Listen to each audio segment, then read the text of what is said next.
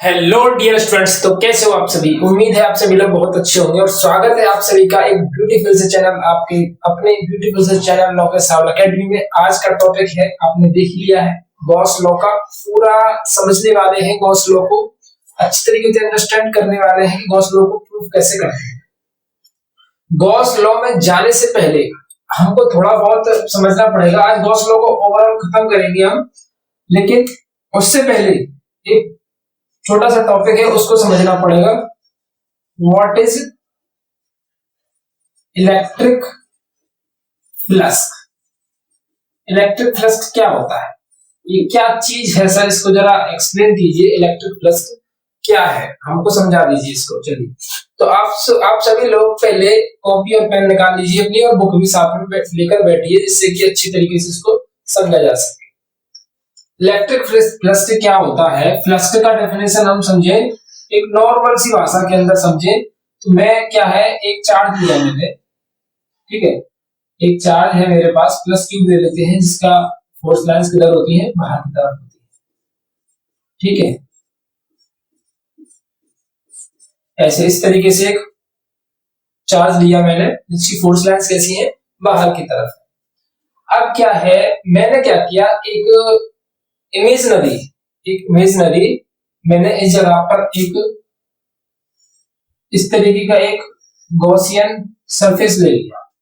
इस तरीके का क्या ले लिया, गॉसियन सरफेस ले लिया। कुछ भी हो सकता है, ऐसा कुछ मैंने बना दिया। तो क्या होगा, यानी कि इसकी फील्ड के अंदर, इस इलेक्ट्रिक फील्ड जो जनरेट किया है, इसकी फोर्स लाइंस जो बन रही है, उस जगह पर उसके अंदर मैंने एक सरफेस ले लिया उस तरीके का, जिसका एरिया वेक्टर कितना है, एरिया, जिसका एरिया वेक्टर है डी ए मान लेते, चलिए ए वेक्टर मान लेते हैं, ठीक है। अब क्या है कि अगर इस चार्ज की फोर्स लाइंस बाहर की तरफ मूव करेंगी, बाहर की तरफ निकल रही है, ठीक है, उनके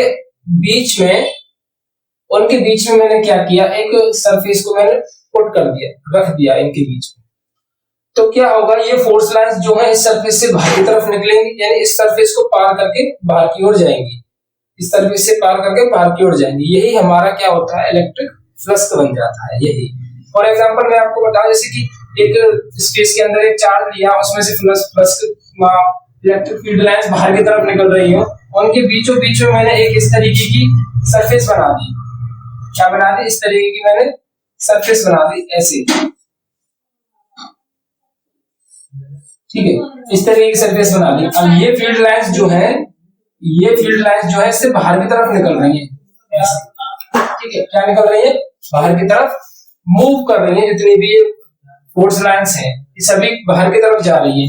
तो इनकी जो नंबर ऑफ फोर्स लाइंस होंगी, ठीक है, जो कि इससे बाहर की तरफ मूव करेंगी, इस तरीके से जितनी भी फोर्स लाइंस निकलेंगी, जितनी भी फोर्स लाइंस इसमें से बाहर की तरफ मूव करेंगे, वही हमारा इलेक्ट्रिक फ्लक्स बन जाता है, ठीक है।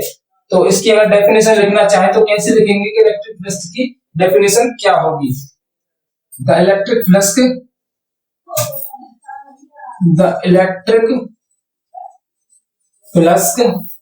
Is equal to the number of electric force lines, ऐसा कह सकते हो, is equal to number of electric force lines, ऐसा फोर्स लाइंस, ठीक है।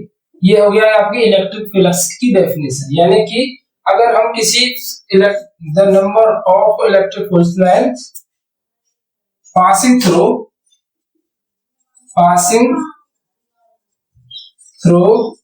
द सरफेस, ठीक है, यानी एक गॉसियन सरफेस कह सकते हैं इस जगह पर, गॉसियन सरफेस, यानी एक गॉसियन सरफेस से जितने भी number of electric force lines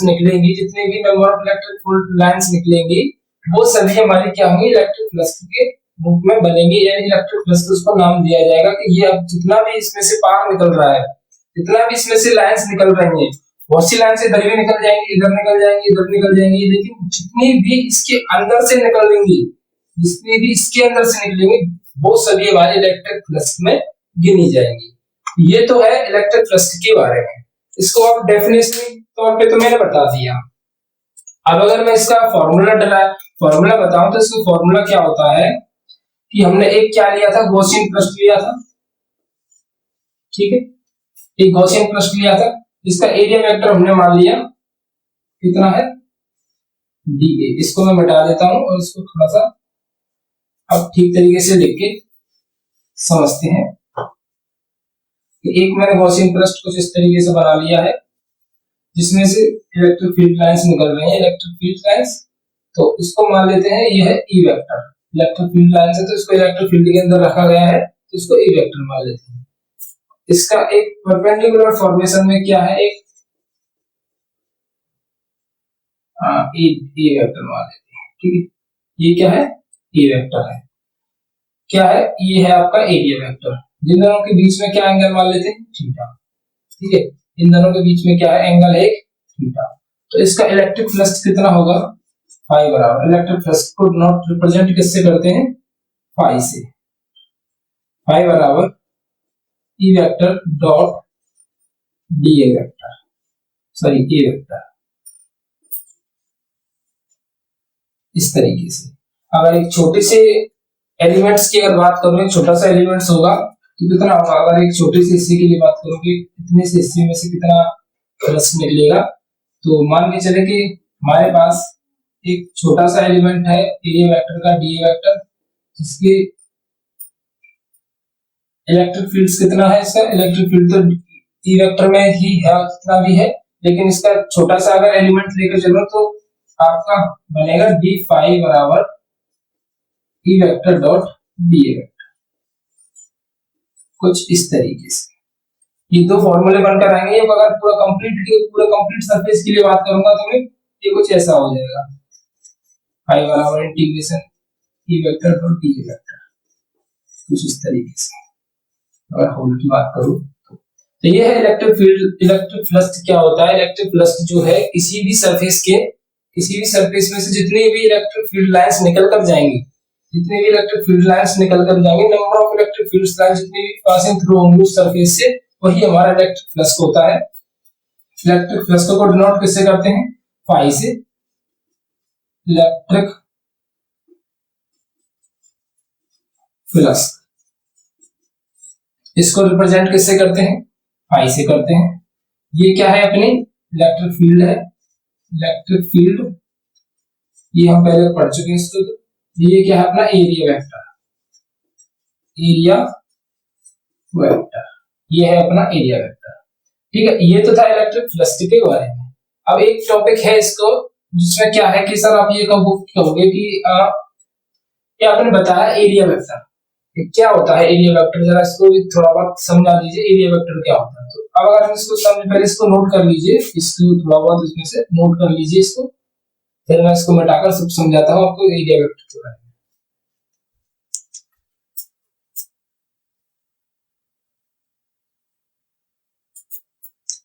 चलिए, एरिया वेक्टर क्या है, एरिया वेक्टर अपनी क्या है, एक वेक्टर क्वांटिटी है।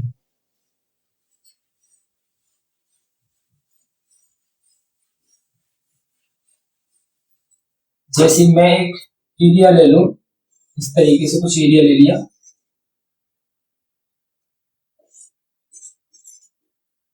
ए वेक्टर, चलिए ठीक है। तो ये एक एरिया है, एरिया वेक्टर क्या है इसका, इस तरीके से मैं रिप्रेजेंट किया हुआ है ए वेक्टर से, ठीक है। एरिया वेक्टर क्या होता है, एक area vector is vector quantity, vector quantity.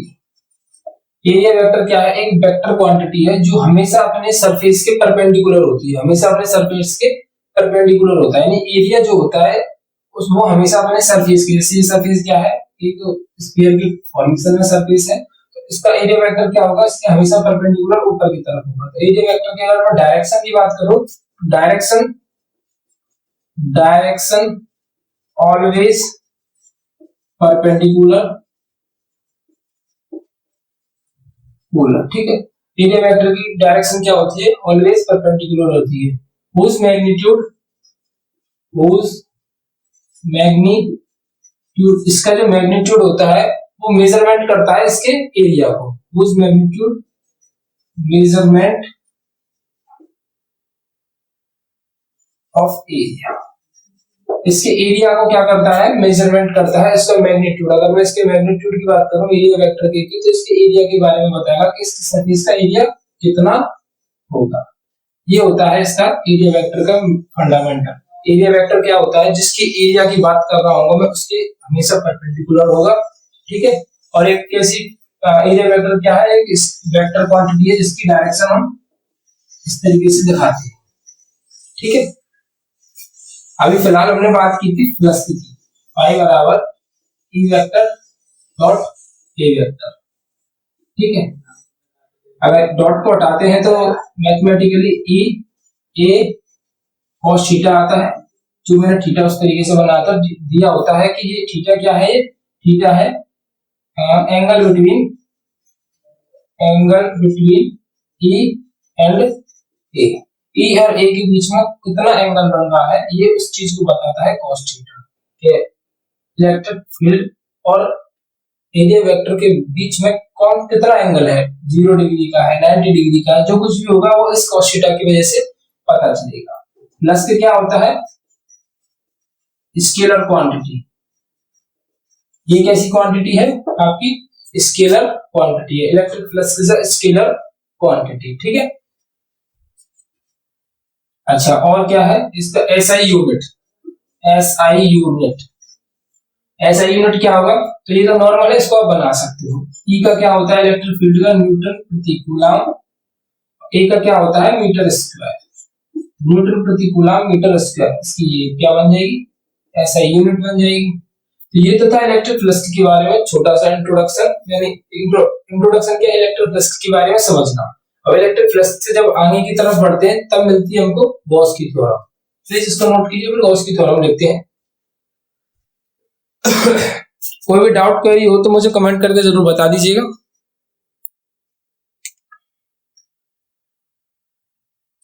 चलिए गॉस लॉ क्या है, गॉस लॉ समझ लेते हैं, ठीक है। गॉस लॉ है आपका, गॉस लॉ के according to this law the net flux linked to a closed surface equal to 1 upon epsilon naught times the net charge present inside the surface। एक surface ले लेते हैं, ऐसा भी कुछ भी हो सकता है, कुछ ऐसा बना लिया हमने इस का सरफेस।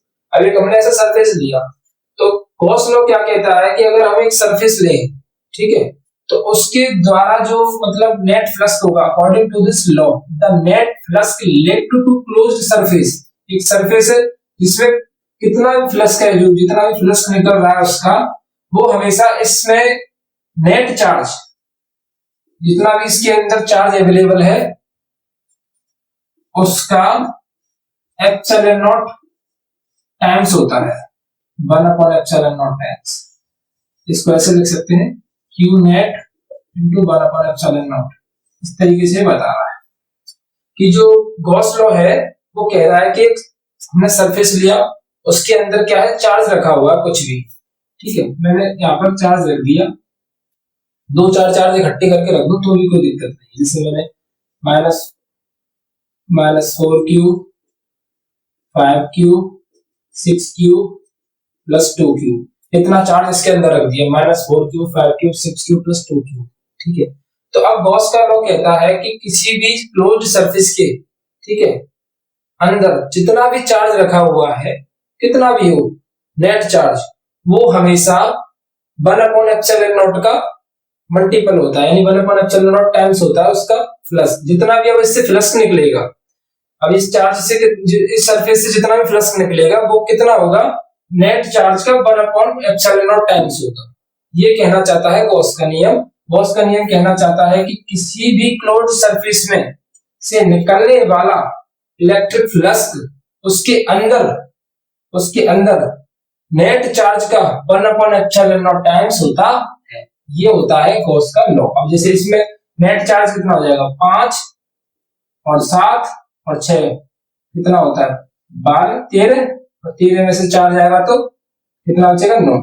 तो ये 9Q अपॉन एप्सिलॉन नॉट ये निकल कर आ गया इसका टोटल 5, ये निकल कर आ गया इसका टोटल 5, यानी क्योंकि हमने निकाल दिया इसका नेट चार्ज कितना है 9 क्यूब, ठीक है। तो ये हो गया इसका गॉस लॉ, इतना है गॉस लॉ, इससे ज्यादा कुछ भी नहीं है। तो याद करेंगे अकॉर्डिंग टू दिस लॉ, मेरे साथ बोलते चलिए, according to this law the net flux linked to a closed surface is equal to 1 upon epsilon naught times the net charge present inside the surface, ठीक है। इतना टाइम्स इसका होता है। ये वेरी सिंपल है, कुछ ज्यादा टफ नहीं है यार, इसमें गॉस लॉ में कुछ भी नहीं है। यानी किसी भी सरफेस से जितना भी इलेक्ट्रिक फ्लक्स निकलेगा, ठीक है, वो कितना होगा, वो होगा उस सरफेस के अंदर कितना चार्ज अवेलेबल है, total charge into 1 upon epsilon not होता है। टोटल चार्ज जितना भी है उसमें मल्टीप्लाई कर दीजिए 1 अपॉन एप्सिलॉन नॉट का, तो टोटल फ्लक्स निकल कर आ जाएगा। अब इसको फ्लक्स को Q net upon epsilon not, इसमें इतना भी जोड़ सकते हो ई इनटू ए वेक्टर, ये भी तो इसी के बराबर है क्योंकि ये भी प्लस का है और ये भी प्लस का है, ठीक है। ये दोनों चीजें इस तरीके से लिंक्ड हैं। अच्छा, इसमें नोट क्या करोगे, नोट इंपोर्टेंट नोट, 10 का नोट, 10 का नहीं 100 का नोट। इंपोर्टेंट क्या है, इंपोर्टेंट ये है कि सर किसी भी सरफेस में, किसी भी सरफेस से बाहर की ओर, ठीक है, यानी अगर कोई भी सरफेस है, अगर इससे बाहर की ओर फ्लक्स जा रहा है तो वो हमेशा क्या होगा, पॉजिटिव होगा, वो हमेशा क्या होगा, पॉजिटिव होगा, ठीक है। यानी कोई भी फ्लक्स है, सॉरी कोई भी सरफेस है जिसके अंदर चार्ज रखा हुआ है, ठीक है, तो ये चार्ज रखा हुआ है इसके अंदर, फ्लक्स कहां निकलेगा, बाहर की तरफ, और पॉजिटिव चार्ज बाहर की तरफ फ्लक्स निकल रहा है, इसकी फोर्स लाइंस बाहर की तरफ से निकल रही हैं, तो क्या होगा, ये पॉजिटिव होगा। अगर फ्लक्स अंदर की तरफ एंटर हो रहा है, यानी कि फोर्स लाइंस अंदर की तरफ एंटर हो रही हैं, इसके अंदर की तरफ जाएंगी, तो ये हो जाएगा नेगेटिव। इस केस में क्या होगा, नेगेटिव। इसको रट लीजिए, याद कर लीजिए कि जब भी फोर्स लाइंस अंदर की तरफ एंटर करती हैं तो नेगेटिव होती हैं, बाहर की तरफ निकलती हैं तो पॉजिटिव होती हैं, ठीक है। ये अंदर की तरफ और बाहर की तरफ, अगर इसमें अंदर की तरफ जा रही हूं, ठीक है, यानी कि इसमें अंदर की तरफ जाएंगे तो फिर क्या होगा, इसे बाहर भी निकलेंगी, अंदर जाएंगे तो बाहर भी निकलेंगी, तो टोटल फ्लक्स क्या हो जाएगा, जीरो।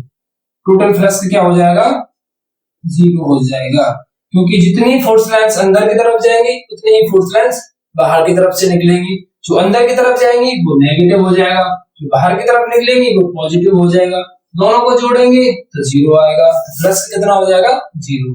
मान लीजिए कि 10 फोर्स लाइंस इसमें अंदर की तरफ जा रही है तो वो -10 हो जाएगी, और बाहर निकल रही है, जितनी अंदर जाएंगी उतनी ही बाहर निकलेंगी तो वो प्लस की हो जाएंगी, दोनों को जोड़ेंगे तो जीरो निकल कर आएगा। तो यहाँ से एक टॉपिक मिला, पॉइंट मिला, क्या मिला, कि यहाँ से एक पॉइंट ये मिला कि सर अगर किसी भी सरफेस से बाहर की तरफ, किसी भी सरफेस से अगर आउटवर्ड में यानी बाहर की तरफ अगर एक चार्ज रख दिया जाए तो उससे नेट फ्लक्स कितना होगा, यानी कि मैंने ये चार्ज अंदर की तरफ रखा है तो इसका कोई ना कोई फ्लक्स तो होगा, कोई ना कोई वैल्यू जरूर होगी। अगर मैं इसी चार्ज को बाहर यहां रख दूं, ठीक है, इसी चार्ज को मैं बाहर की तरफ रख दूं तो इसका फ्लक्स कितना होगा, तो आप कहोगे सर इसका फ्लक्स नेट फ्लक्स जो है इसका जीरो हो जाएगा, क्योंकि बाहर रखे हुए चार्ज का फ्लक्स हमेशा जीरो होता है, ठीक है। प्लीज इसको नोट कीजिए जल्दी से। फिर चलते हैं अपने एक टॉपिक पर जो हम पढ़ रहे हैं कि बहुत देर से कोशिश में लगे हुए हैं, और क्या है, गॉस लॉ का प्रूफ, गॉस लॉ का प्रूफ, प्रूफ प्रूफ जल्दी जल्दी से उतारिए। चलिए ठीक है, उतार लिया होगा आप तो आपने नोट भी कर दिया होगा। प्रूफ, गॉस लॉ का प्रूफ देखते हैं भाई, इसी के लिए इंतजार में आपसे भी लोग आए थे।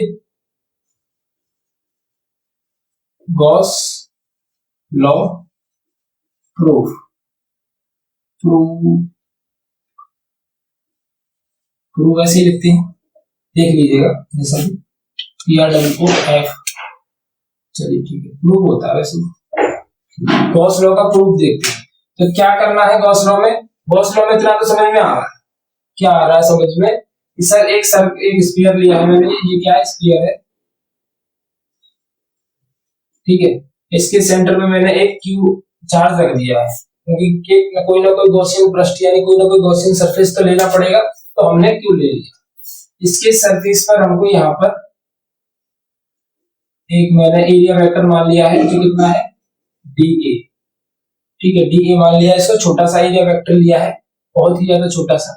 इसकी डिस्टेंस इससे मान लेते हैं कितनी है, r डिस्टेंस पर है।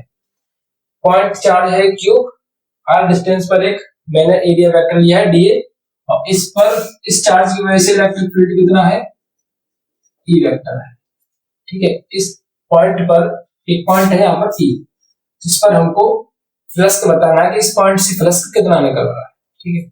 इसके बारे में हमको मतलब बताना है।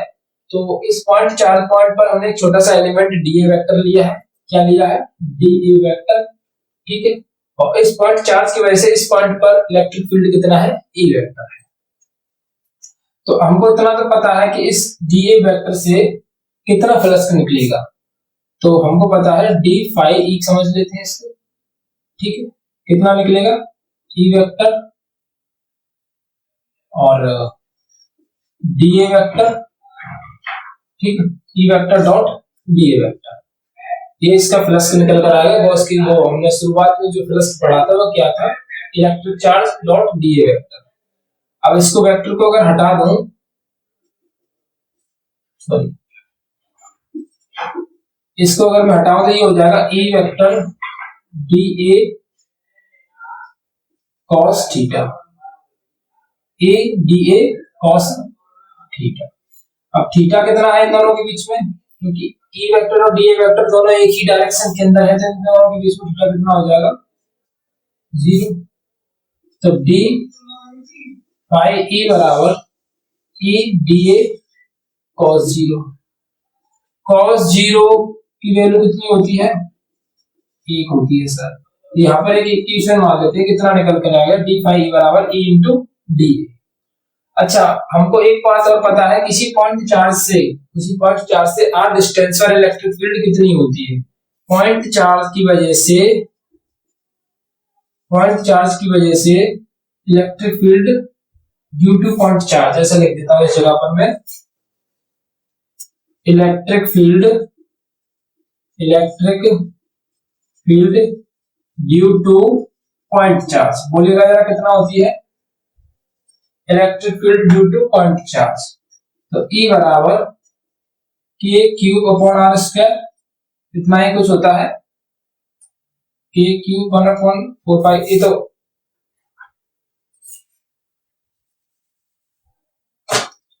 1/4 में लिखते हैं क्यूब अपॉन r स्क्वायर, ठीक है। ये होता है हमारा एक पॉइंट चार्ज की वजह से इलेक्ट्रिक फील्ड, E बराबर 1/4 epsilon not q upon r square. अब E की वैल्यू को इसके अंदर यहां पुट कर दीजिए, ठीक है, 1/4 epsilon not q upon r square into dA। अब इस d को हटाते हैं तो क्या करना पड़ेगा, इस d को यहां से हटाएंगे तो इसका पूरे का निकालना पड़ेगा, तो इसका क्या करना पड़ेगा, इसको इंटीग्रेट करना पड़ेगा, यानी इसका इंटीग्रेशन करना पड़ेगा। इंटीग्रेशन किस चीज का होगा, dA का, क्योंकि d के डिफरेंशिएशन तो d का ही हो रहा है, यानी d जो लगी हुई है किसके पास है, a के पास। ये सभी चीजें क्या है, कांस्टेंट है हमारे पास। तो phi E बराबर 1/4 epsilon not q upon r square dA। dA क्या है, टोटल एरिया, d मतलब d इसका इंटीग्रेट करते हैं तो a आएगा, ऐसे समझ लीजिए 1 है, तो 1 का इंटीग्रेशन a के सापेक्ष क्या हो जाएगा, a के रेस्पेक्ट में a हो जाएगा, 1 का इंटीग्रेशन dA के रेस्पेक्ट में a हो जाएगा। अब a का एरिया, यानी एरिया चाहिए हमको, तो एरिया हमने क्या लिया था, सरफेस स्फीयर लिया था। स्फीयर का क्या एरिया होता है, एरिया की जगह पर हमने स्फीयर का यूज किया था, यानी सरफेस जो लिया था, तो वो होता है 4 पाई r स्क्वायर। 4 पाई से सर 4 पाई काट दीजिए, r स्क्वायर से r स्क्वायर काट दीजिए, बचा कितना सर, गॉस का नियम ही बच गया और इससे ज्यादा कुछ नहीं बचा, q अपॉन एप्सिलॉन नॉट ही अपने पास बच गया है। तो गॉस की थ्योरम क्या थी, गॉस की भी थ्योरम तो यही थी कि phi E is equal to q upon epsilon naught. ये इसका प्रूफ निकल कर आ गया। कोई भी डाउट, कोई भी क्वेरी हो तो मुझे प्लीज कमेंट बॉक्स में जरूर बताइएगा, प्लीज इसको नोट कीजिए और अगर कोई दिक्कत है तो मुझे कमेंट बॉक्स में बता दीजिएगा।